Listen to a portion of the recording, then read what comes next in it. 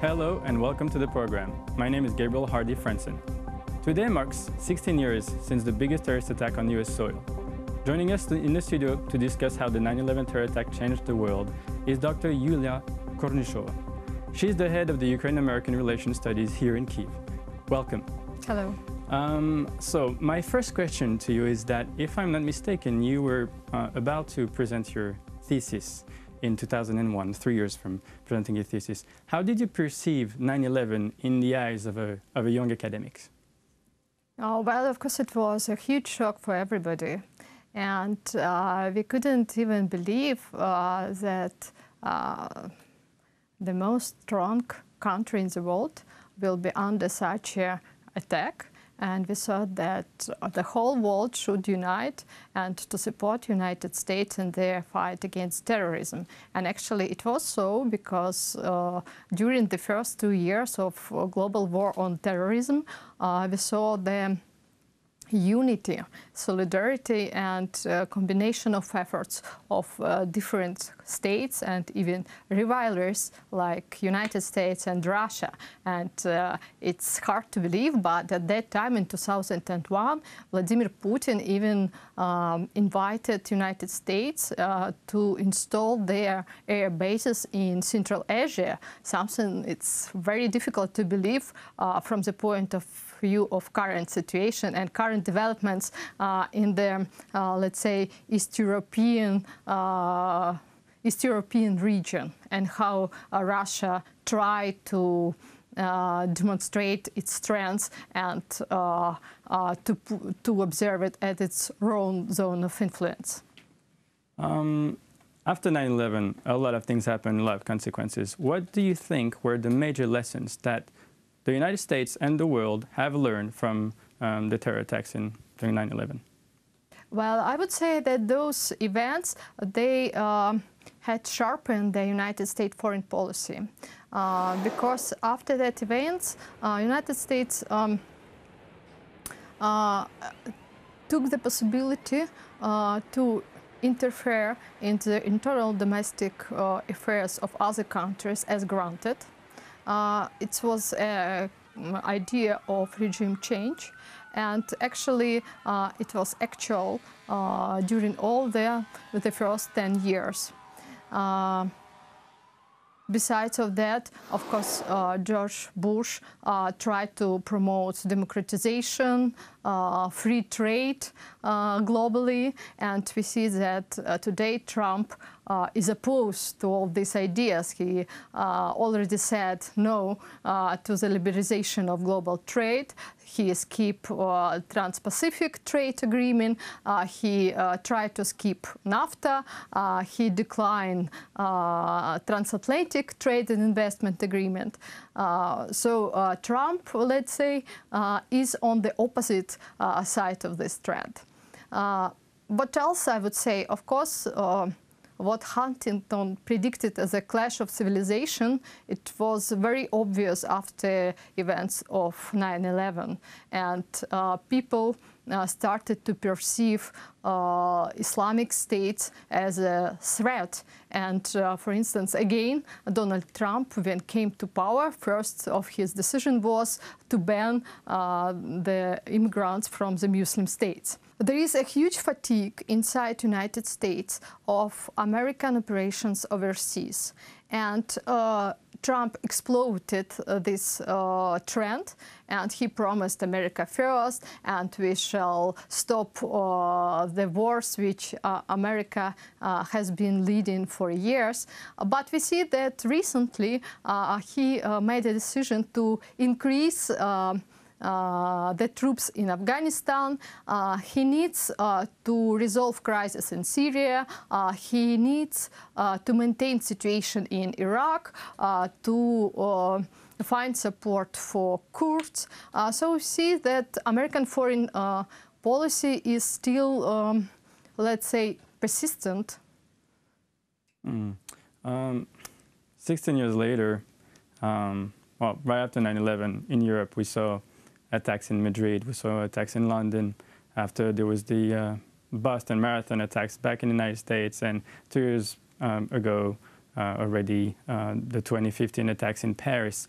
Islamic terrorism is still on today. So how do you explain that this phenomenon is still going on and we're still fighting it today?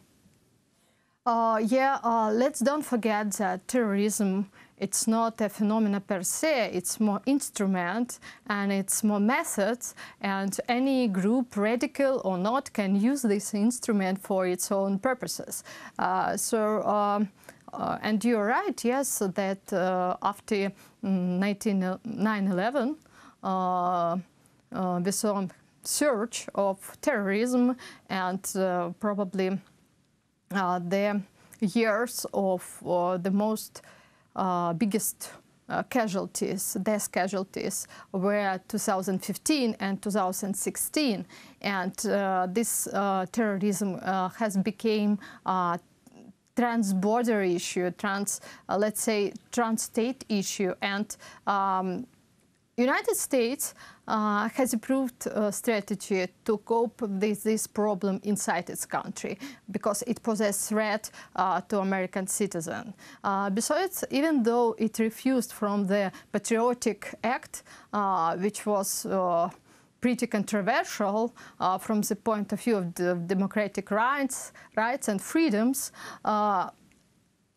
there are still very strong measures inside United States on detecting possible terrorist attacks and on uncovering them, let's say.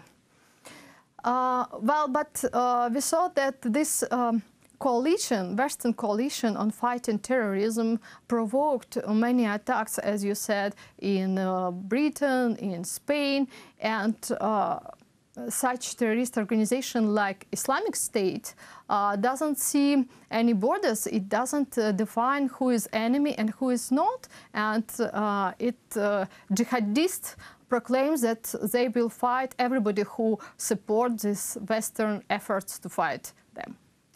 Well, to rebound on what you just said, the rise all over the world of nationalist movements, we can say in Europe we've seen it extensively with the past election seasons, and also in the United States with the election of Donald Trump. Do you think there's a correlation between the rise of nationalism and the rise of terrorism? For sure. For sure, and first reason is, as I mentioned before, this fatigue in the United States, in Europe, of fighting terrorism without any victory, as Trump says. Second reason, probably I would say that political leaders in especially European states can hardly find arguments why those people should suffer from somebody who lives, thousands and thousands of kilometers from them. And taking into account a pretty difficult economical situation in Europe, its own domestic problems, Brexit, let's say, European countries just recovered pretty hardly from their last economic crisis. They do not want to spend resources, they do not want to resolve the issues which they do not consider as the most close to their body, I understand. That's why these nationalistic movements, ideas, politicians, they on the rise because they exploit this interests. Do you see us getting rid of the Islamic terrorist threat one day, and if one day we'll finally be at peace? It's very hard to make concrete predictions about time, because in the bottom of the terrorism as a threat, as a challenge, are social and economic reasons. And it was very obvious during the Arab Spring, and it was very obvious that the international community cannot resolve it like during 1 year. It should be, the whole system of economical trade, for instance, should be changed. It should be more fair, more just. It should take into account interests of other states which interests have been neglected for many, many years. And I can't see perspective in very near future or even mid-term perspective that these issues will be solved.